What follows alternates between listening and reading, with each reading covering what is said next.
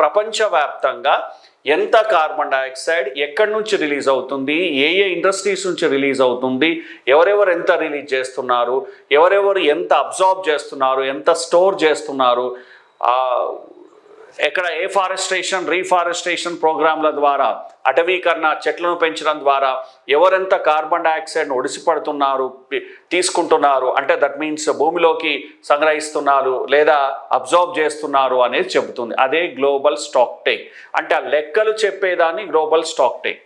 ఇవన్నీ ఎందుకు ప్రతిపాదించారు చూడండి, carbon footprint, carbon trading, okay, తర్వాత కార్బన్ స్టాక్ టేక్, ఇవన్నీ ఎందుకు ప్రతిపాదించారు అంటే గ్లోబల్ వార్మింగ్, క్లైమేట్ చేంజ్ను, గ్రీన్ హౌస్ గ్యాసులను తగ్గించడానికి, దాన్ని పర్ఫెక్ట్గా అర్థం చేసుకోవడానికి, మన యాక్టివిటీస్ ద్వారా డెవలప్మెంట్ ద్వారా గ్లోబల్ వార్మింగ్, క్లైమేట్ చేంజ్ కలిగేటటువంటి ప్రభావాన్ని తగ్గించడానికి లేదా గ్రీన్ హౌస్ వాయువుల యొక్క ఉత్పత్తిని తగ్గించడానికి ఈ కాన్సెప్ట్లన్నీ ఉపయోగపడతాయి.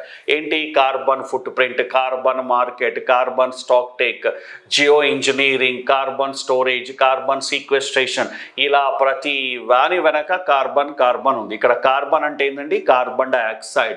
ఎందుకు కార్బన్ డైఆక్సైడ్ వెనకాలే వీళ్ళంతా ఉన్నారు పడుతున్నారు అంటే అది మేజర్ గ్రీన్ హౌస్ వాయువు కాబట్టి.